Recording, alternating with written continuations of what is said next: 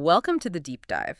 Today, we are not just retelling a piece of history. We are diving into a secret history. That's right. It's the story of the brutal execution of Tsar Nicholas II and his family in July 1918, but it's viewed through this deeply personal and mysterious lens. For more than a century. The final moments of the Romanovs have been just shrouded in myth and political manipulation. Right. But our source material today cuts through all that fog with a single, really astonishing document. A cassette tape confession. Exactly. The core of this deep dive revolves around the life and confession of an old American man named Mikhail Semyonov, or Misha.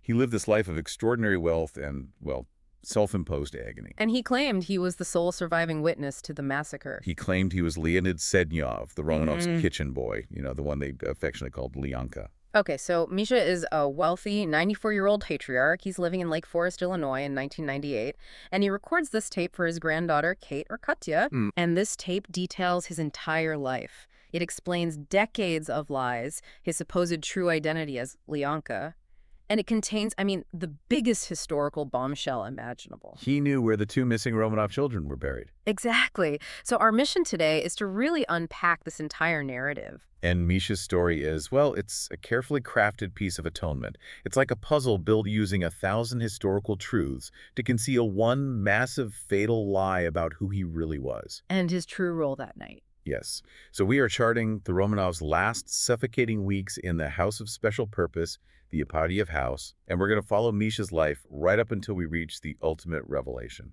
Who the witness truly was and why he confessed to the world's most famous murder while, completely fabricating his own identity as a faithful survivor. It's an incredible story. Okay, so let's start where their hope died. Let's start in Yekaterinburg, Siberia. For you, our listener, just try to picture the contrast here. When you think of the Romanovs, you think of the Winter Palace, right? Immense space, ritualized luxury. Yeah, grand halls, gold leaf, everything. No, just shift that image entirely. By June 1918, they were trapped in the Ipatiev house, and the site itself, its very structure, was being used as a tool of psychological torture. So the Ipatiev house wasn't like a dungeon or a prison cell. No, not at all. It was actually a modern two-story home. It belonged to a well-to-do merchant. It had electricity, indoor plumbing, all the modern conveniences. But the Bolsheviks turned it into something else. They immediately rendered it uninhabitable in every psychological sense. The conditions imposed by the commandant were deliberately degrading, specifically designed to break the spirits of the former imperial family. And the most immediate crushing detail from what I've read was the physical environment. We're talking about a Siberian summer. The heat was agonizing. It was just sweltering. And as a control measure, every single window on the main floor where the family was living had been painted over with this thick lime wash. Whoa! Painted over. Completely. It turned the interior into this perpetual twilight, a complete sensory deprivation box where the air was just stagnant and heavy. I can't even imagine the suffocating effect that must have had on a family used to, fresh air in these wide open spaces of their palaces. It was unbearable. The Tsar, Nicholas II, a man who once commanded this vast empire, was reduced to sending these desperate little notes to his captors. Begging for what? Begging for a single window to be opened for 5 minutes of fresh air. And this request was, often ignored or just met with scorn. And on top of that, there was the intentional filth of the guards. The sources pull no punches on that. They're described as greasy and filthy, and there's a line that says they bathe perhaps only at Easter and on their birthdays. Jeez. So you combine that intentional lack of hygiene with the crushing summer heat and the sealed windows. Yeah. The air must have just been noxious. And this wasn't accidental. The commandant, who was initially in charge, a man named Avdiev, who the source fittingly calls the Red Pig, he was the architect of this degradation. So he was encouraging this. He openly encouraged disorder. He insulted the family at every turn. He actually permitted his guards to loot the family's stored trunks. For valuables. Not just valuables, linen, silver. Things they would then brazenly go sell in the Yekaterinburg market. But it's the small details, isn't it? The calculated humiliations that really speak volumes about the Bolshevik mentality. What was that detail about the cutlery? Avdiev's cruelty was subtle and constant. He banned all their silver and fine china, of course, as symbols of decadent aristocracy. But more maliciously, He purposefully ordered a deficit of cutlery for meals. So they wouldn't have enough spoons or knives. Exactly. They would have just enough for maybe half the people at the table. It was this perverse attempt at enforcing revolutionary equality. Forcing them to share. Yes. You have at one table Nikolai, Alexandra, the 4 Grand Duchesses and all their loyal staff, Dr. Botkin, the maid Demidova, the cook Kiritanov, the valet Trupp, and Leonka, the kitchen boy. Masters and servants forced to share the same utensils. Eating their meager, simple, fair-watery bouillon, a greasy macaroni tart, and black bread. The source suggests the Romanovs, accepted this with their typical piety, but their loyal staff found the insult deeply, deeply painful. It really does sound like a psychological experiment. You take a family obsessed with order and hygiene, and you plunge them into this chaotic filth while simultaneously humiliating their entire sense of rank and structure. And yet, amidst this total collapse of their world, the family clung fiercely to 2 things: routine and faith. Right. They maintained this rigid daily schedule. And even when lining up for inspection by the Bolsheviks, they did so according to their preordained rank, from the Tsar all the way down to the kitchen boy. It was just this act of defiant, quiet dignity. And we see that devotion reflected in the Tsaritsa, Alexandra, right? She was often criticized during her reign for her rigid personality, but in this confinement, she seemed to draw immense strength from her family and her religion. She led daily spiritual readings. They moved through the Old Testament, finding, resonance in prophetic suffering. They read the books of Daniel and Hosea, seeking some kind of divine justification or context for their own suffering. And Nikolai was described as being, what was the phrase? Much too nice to be a czar. He was tender and utterly devoted to his family, and particularly to his son. And their son, Tsarevich Alexei, was, of course, the most vulnerable member of this entire isolated unit. Alexei suffered from hemophilia. It's a brutal, hereditary condition that meant even the slightest bump or bruise could lead to life-threatening internal bleeding. Misha's confession tape details this, right? That he, as the kitchen boy Leonka, was keenly aware of the Tsarevich's condition. Yes. Alexei was often confined to his bed or little wheeling chaise. He was just too fragile. I want to focus on that detail about the steps for a moment. It really highlights the intimacy of their suffering and the Tsar's devotion. It's a heartbreaking detail. For their limited outdoor walks, which were in this small, fenced-off yard, Alexei was entirely dependent on his father. So Nikolai had to carry him. Nicholas II had to physically carry his son up and down the 23 steps, a number that just echoes throughout this tragedy, just so the boy could breathe some outdoor air for a few minutes. The Tsar wasn't commanding armies anymore. He was just carrying his frail child. And the boy, in turn, was just desperate for any distraction from the monotony and the pain. He was a captive child. He was reduced to these very simple diversions. He loved playing elevator with a pocket door. Yeah. And he was constantly begging Leonka to play shamadi. Chess. Yes, chess. Leonka, in his confession, expresses this lifelong regret that he never learned the game for the boy. He noted that Alexei's, and I quote, empire stretched barely beyond the limits of his bed. So this establishes the relationship Misha's trying to sell. A loyal older servant constantly interacting with this fragile royal boy. It sets the stage for his elaborate lie. Exactly. But this atmosphere of suffocating despair was suddenly broken around June 20th by the arrival of the one thing they had been desperately praying for. Hope. Hope. And that hope arrived hidden in a milk bottle, of all things, delivered by a novice nun. I mean, it's the most unassuming delivery system for high-stakes espionage. Precisely. So starting on June 20th, 4 secret French notes were smuggled into the house. They were tucked tightly into the cork stopper of the milk bottles, delivered to the kitchen by a sister Antonina and her novice Marina. And the key detail here is that the Tsar himself would never touch a milk bottle. That was the job of Leonka, the kitchen boy. So Misha, or Leonka, was indeed the key conduit for this supposed rescue. He must have carried those notes, written by an officer of the Russian army, to Dr. Botkin, who then gave them to the Tsar.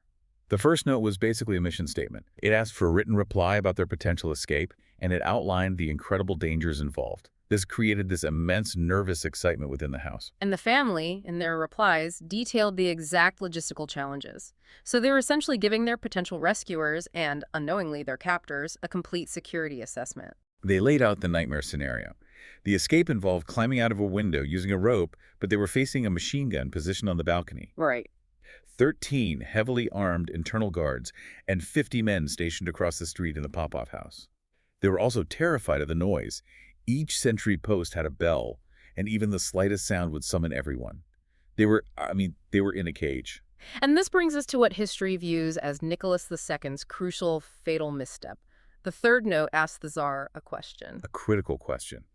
It asked if they would consent to abandon their loyal staff, Dr. Botkin, Demidova, Trupp, and Kharitonov. And this forced the Tsar to choose between the survival of his immediate family and his deeply held, but, anachronistic sense of honor and duty. The source describes his reply, which was handwritten by the Grand Duchess Olga, as an act of old-worldly, gentlemanly conduct. He refused. He refused. He put a definitive squash on the entire rescue plan. His response was incredibly noble, but just utterly impractical in the face of the Bolshevik Revolution. What exactly did he say? He replied that they would not and could not escape willingly.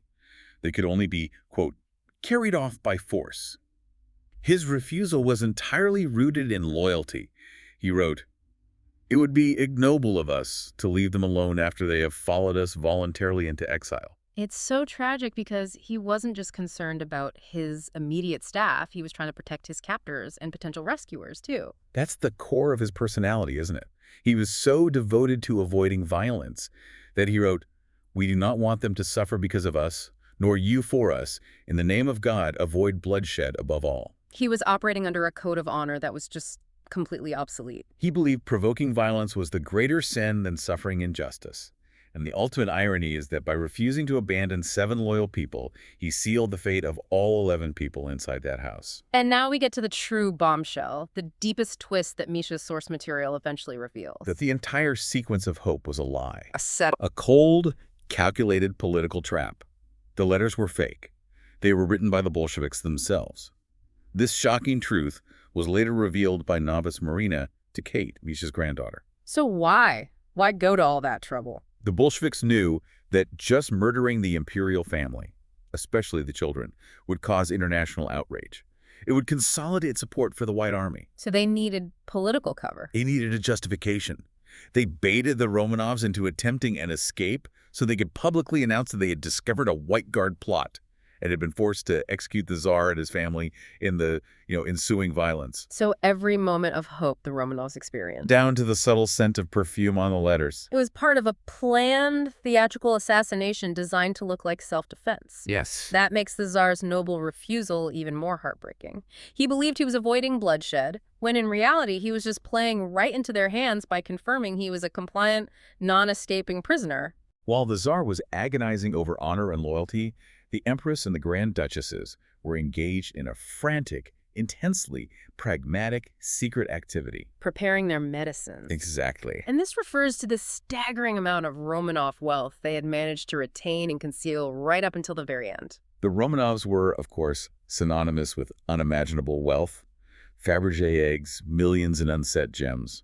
When they were initially exiled, they were allowed to take 2 suitcases of large gems. And they entrusted these to nuns in Tobolsk before being moved to Yekaterinburg. Yes, they managed to hand them off. And what happened to that first cache of jewels? Well, one suitcase was eventually recovered by Stalin's agents in the 1930s, which confirmed its immense value. But the second suitcase, The big one, containing an incredible pood that's about 36 pounds of massive unset diamonds, rubies, and emeralds. It's still believed to be buried somewhere deep in the Siberian taiga. 36 pounds of gems is an entire treasure chest. Yay. But the medicines were the jewels they kept hidden on their persons, right? As an emergency fund. Correct. This was their final desperate cache. It was meant to purchase freedom or survival once they were rescued. So for weeks, the women were consumed by this secret project. Using code words. Yes. They called it darning and tatting, but what they were actually doing was meticulously stitching their remaining fortune into their clothes. Give us the scale of this effort. It sounds immense. It was. They packed and stitched over 42,000 carats of diamonds into the linings of the girls' double corsets. Just try to imagine the sheer volume of stones required to reach that carat weight. 42,000 carats, that's not just a fortune, that's a dense layer of defense. They also hid rubies and emeralds in the men's forage caps. And the Empress, Alexandra, had her own special cache. She had her most beloved pieces. She stitched whole ropes of pearls, some described as the size of a robin's egg, into her thick waist belt. Wow. And she also wore a heavy gold plate weighing over 2 pounds that had been bent like a bracelet on her arm. This was not just a few hidden rings. It was an attempt to turn their clothing into a portable armored bank vault. The coordination and the secrecy required to pull this off, right under the noses of those filthy, watchful guards, must have been just exhausting. And they finished it just in time. The timing is chilling. Alexandra's final diary entry, written on the morning of July 16th, simply notes, "Olga and I arranged our medicines." Just hours before the end. They completed this painstaking work just hours before the electric bell rang to summon them downstairs. And this incredible effort, this plan intended to secure their future, resulted in the ultimate tragic irony. The jewels, this layer of diamond and gold armor, did exactly what they were designed to do. They deflected bullets. But instead of saving them, this deflection ensured that the execution when it came was not quick and clean. It became a prolonged, chaotic slaughter, guaranteeing a far more gruesome and painful death. So the final sequence of events was triggered by the failure of the last note. On July 15th, Leonka, still completely unaware of the trap, tried to smuggle the Tsar's fourth reply out of the house. But Commandant Avdiev, the Red Pig, had just been replaced, and the new man, Yurovsky, had already tightened security drastically. A new policy. A new policy. It required everyone, including the kitchen staff, to be thoroughly searched when leaving.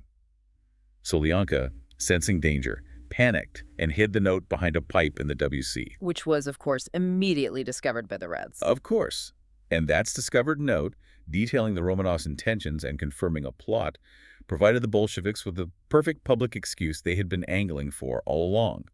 The White Guard plot was now supposedly exposed by the Cheka. This marks the definitive transition from sloppy imprisonment to calculated execution. The replacement of Avdiev by Yakov Yurovsky was a switch from a disorderly drunkard to a cold professional executioner. Yurovsky was a jeweler by trade, interestingly enough. He was a man who appreciated meticulous detail, and he applied that same precision ruthlessly to his revolutionary duty. He enforced immediate, strict order. Immediately. He purged the house of the old drunken guards and brought in a new internal detachment of Lets. Which was a sort of composite term. Right. Yes, for Magyars, Germans, Austrians, and other non-Russian prisoners of war who were described as being divorced from God and country. These men were cold, ideological, and guaranteed to obey without question. They were brought in specifically because they had no personal connection and therefore no potential sympathy for the Romanovs. Exactly. They were tools. Confirmation of the execution order, using the code word trial, came from Moscow, from Sverdlov and Lenin, just before midnight. And Yurovsky moved fast. Swiftly. He made sure a truck was running outside to muffle the sound of gunfire, and, crucially, he confiscated the Nagant revolvers from the external guards. Why do that? To ensure no one outside his inner circle could interfere, or, perhaps more importantly, later claim credit for the deed. So the execution was going to be swift, silent, and contained. And the Romanovs, still clinging to this idea of rescue, were completely oblivious. Around 1:04 a.m. on July 17th, the electric bell rang. A sharp, shrill sound in the dead of night. Dr. Botkin, who was in the middle of writing this prophetic letter to a friend about the suffering of the family, was roused. He was instructed to gather the family quickly. And the pretext was a safety measure, claiming that White Army unrest in town required them to be moved downstairs to the basement for temporary protection. And the family believed this entirely. They believed their rescuers were arriving, or at least that this temporary transfer was a necessary prelude to freedom. Which is why they dressed in their jewel-packed clothes. Exactly. The Empress and the Grand Duchesses put on their heavy, jewel-packed garments, ready to flee with their wealth. Nicholas carried Alexei downstairs. He couldn't use his wheeling chaise, marking their descent down those 23 steps for the very last time. The cellar room itself must have been just cramped and terrifying. It was small, maybe 15 by 13 feet, with 2 small windows facing the street, which were also plastered over. 11 people descended. The 7 Romanovs, Dr. Botkin, Trupp the valet, Karitanov the cook, and the maid Demidova. And she was clutching a pillow, right? Yes, a feather pillow that was stuffed solid with jewels.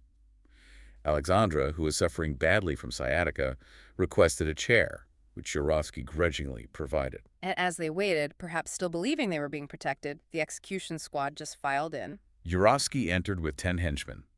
He walked to the center of the room, and without any ceremony, he read the sentence of the Ural Soviet.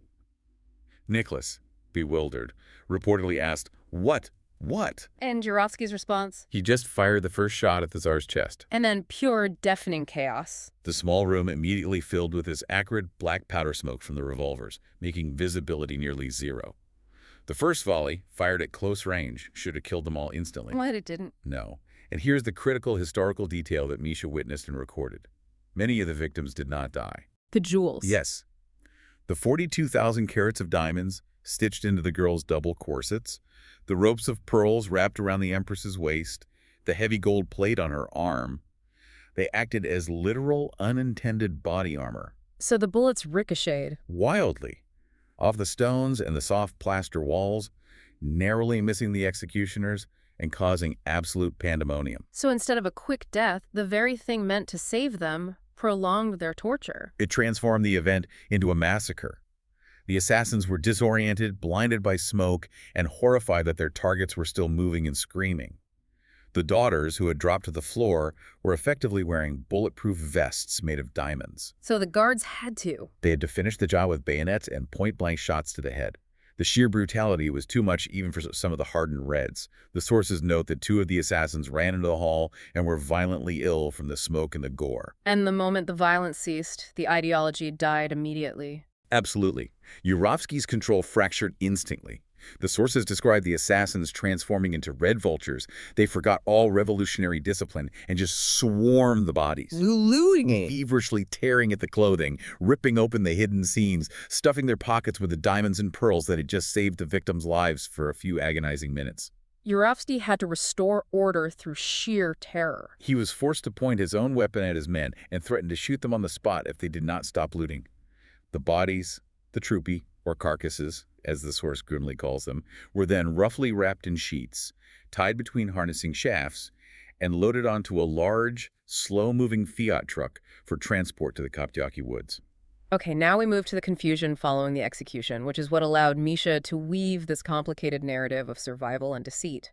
The bodies were loaded onto the lorry and driven toward the woods for disposal. And this is where Misha's Lyanka confession tape provides his fabricated version of events. He claims that while he was chasing the slow-moving lorry, because his duty as a servant was to the family even in death, 2 bodies fell out onto the rutted road near Koptyaki. Tsarevich Alexei and Grand Duchess Maria. Yes. In his lie, he finds Alexei mutilated and already dead. But Maria is alive.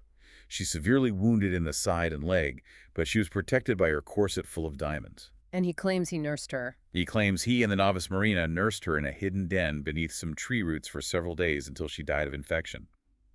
This narrative painted Misha as the loyal, innocent kitchen boy who made this heroic, if ultimately failed, attempt to save one of his masters. Which justified his later life of wealth, having supposedly fled with a suitcase of jewels. It was a perfect story of atonement. But decades later, the actual discovery of the main grave proved Misha's core historical detail, that 2 bodies were separated, was true, even if his story of how was a complete lie. So the initial burial was a disaster for Yurovsky. A logistical nightmare. The Fiat lorry transporting the bodies got hopelessly mired in deep mud near some railroad ties. Yurovsky, unable to move the truck or continue to the mine shaft he'd planned on, decided to bury the bodies right there. He didn't even get a proper mass grave. They were just dumped haphazardly into a shallow, muddy hole. And to prevent identification, they poured copious amounts of sulfuric acid over the remains, a process that worked for almost 75 years. Then they covered the bodies with mud and clay and drove the lorry back and forth over the grave to pack the earth down. So when forensic experts finally uncovered this main grave in 1991, who did they find? They pulled over 1,000 smashed and crushed bones from the mud. Through intricate forensic work, including computerized superimposition of skulls onto historical photographs, they identified 5 of the 7 Romanovs. Nikolai and Alexandra. Skull 4 was Nikolai. Skull 7, easily recognizable because of extensive dental work, was the Empress Alexandra. But crucially, the bodies of Tsarevich Alexei and Grand Duchess Maria were definitively missing from that grave. This forensic gap, the 2 missing bodies, was the exact piece of evidence Misha needed to make his Lyanka story believable. The separation of the bodies was confirmed, supporting Misha's central claim that 2 had been removed from the main group. But it was only after Misha's death that his granddaughter Kate tracked down the real novice Marina, now an old woman. Who revealed the shocking truth about Misha's identity. The ultimate betrayal. Misha, who claimed to be Lyanka, was not a loyal servant. He was who? Marina revealed that he was actually Volodya, a young Red Guard. And most damningly, he was one of the 11 men standing in that cellar room. He was one of the executioners who volunteered to replace a Hungarian guard who had backed out at the last minute. So he was one of the killers. And ironically, he was also the one who smuggled the fake rescue notes into the house, believing he was helping to expose the Tsar. So he was the source of their false hope, and then his hand was forced to commit the murder. But the transition, the moment of repentance that happened on the road, why did Volodya suddenly abandon his ideological duty? Volodya, who had become Misha, was ordered to guard the truck transporting the bodies, the same one that got mired in the mud. Yay. When the lorry struck a rock, Alexei's dead body tumbled out. Right. Moments later, Maria, protected by her diamond corset, also fell out, and Volodya saw her move. In that split second, seeing the victim he had just tried to kill stir with life, his revolutionary zeal just shattered. So he had a choice.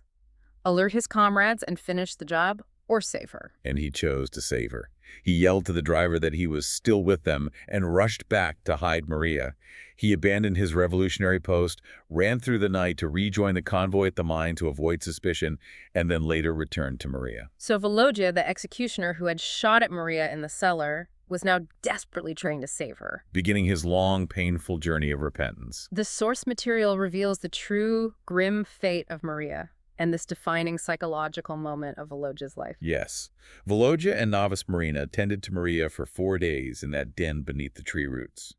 She survived the bullets, thanks to the diamonds, but the internal damage was too severe. Right. She was dying from a high fever and infected wounds, probably broken ribs and a shattered leg from the impact of falling from the moving truck. Her final moments were critical for Volodya. Maria, in her fevered state, believed Volodya was sent by the Lord to try and save them. He confessed everything to her, the fake notes, his role in the execution, and he begged her to curse him to hell. But she didn't. No. The Grand Duchess, reflecting the immense piety of her family, offered only complete forgiveness. And her forgiveness was Volodya's lifelong curse and his eventual salvation. It was an incredible weight. Maria died asking Volodya and Marina to guard the remaining Romanov treasures and eventually return them to the Russian people. Her deathbed plea defined the next 80 years of his life. So Volodya becomes Misha, novice Marina becomes May. They flee Russia together, carrying the suitcase, about 38 pounds of Romanov jewels they had recovered. And they became husband and wife in America, building this life of immense, sustained wealth. Misha's confession tape described it as a life of great happiness. But which Marina revealed was actually a carefully cultivated lie. Misha earned his millions not on the stock market, as he claimed, but by slowly selling off the recovered jewels.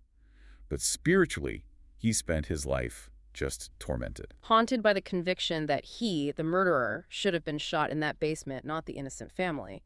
The Lyanka tape was his mechanism for suffering.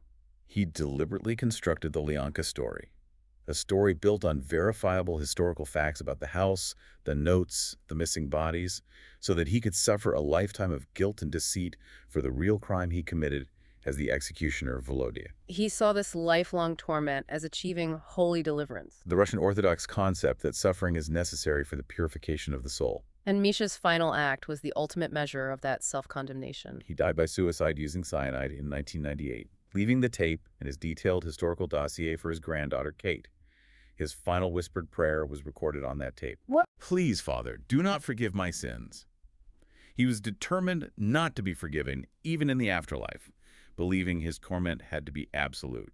But the secrets didn't end with his death. Kate, the granddaughter, inherited this huge responsibility. Immense. Yeah. The remaining wealth, including 7 of the 12 missing Fabergé eggs, and a vast amount of jewels, some dating back to Ivan the Terrible, hidden in a secret vault and even sewn into old raincoats. She was charged with fulfilling Maria's final wish to exhibit them in St. Petersburg. And Kate's final discovery, which hinges on unexpected family health, is the key that unlocks this entire confession tape. She discovered that her young son had hemophilia, which immediately connected her family to the Romanov curse, since Tsarevich Alexei was the most famous historical carrier of the condition. Exactly. Kate knew that hemophilia is an X-linked recessive genetic condition. It is passed from a mother who is a carrier to her son. She knew she must be a carrier, which meant she had to have inherited the defective X chromosome from her own father, Misha Volodya. So her initial terrifying thought was that Misha must have been the Tsarevich Alexei who survived and passed the condition down. But that was genetically impossible for Michalyanka's narrative. Why? Because a male hemophiliac cannot pass the gene directly to his son. It's carried by the female. It was a historical and biological knot. First, exactly as you said, the gene is only carried by females to their sons. But more importantly, the real Marina confirmed Misha was most definitely no Romanov. So what did the hemophilia prove? It proved irrefutably that Kate's bloodline was genetically infected by the Romanov curse.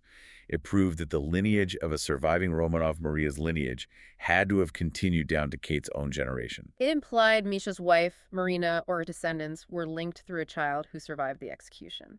And this genetic certainty was what finally forced the real Marina to confess Volodya's true name and true role, the executioner who repented and spent his life agonizing for his first kill, unknowingly saving the genetic line he was ordered to extinguish. He lived a lie to suffer for the truth, and in doing so, he guarded the survival of the genetic line he thought he had murdered. Yeah. The story of Volodya, or Mikhail Semyonov, is fundamentally a spiritual one. It's centered on the Russian concept of podvig, or holy deliverance. He believed that the single moment of saving Maria required a lifetime of absolute suffering. So he created a perfect, verifiable lie. Built on 1,000 historical truths, so he could live in this state of eternal self-punishment for the unforgivable crime he committed 80 years earlier, ultimately rejecting the forgiveness he believed he earned through that torment. And when we look at the victims, the Romanovs, their legacy remains so complex. They were a deeply loving family, devout and pious, but they clung fiercely to this outdated, unworkable, autocratic system. Convinced of their divine right to rule. And that political blindness led them into a disaster they just could not comprehend. In the end, they were victims of a political storm that prioritized expediency and propaganda over humanity. And that inability to comprehend the political landscape and the venom around them is perhaps the most tragically resonant element of Nicholas II's final days. We noted in the source material that during his arrest and confinement, Nicholas II read the notoriously anti-Semitic document, Protocols of the Elders of Zion. A document we know today to be a complete, virulent fabrication. It was in fact engineered by his own Tsarist secret police years earlier to incite hatred, rally reactionary support, and maintain order. And the source notes that Nicholas II found it, quote, very timely reading matter, right up until his death. So a man utterly devoted to avoiding bloodshed was constantly consuming engineered hatred created by his own regime, and he was completely unaware of its source or its fraudulent nature. Exactly. So if a man of that immense power and devotion could be so thoroughly manipulated by fabricated information flowing from within his own government, what unintended consequences of sophisticated information manipulation designed to justify violence or division are we accepting as fact today? Think about that as you process Misha's intricate lie and the truth that hid beneath it.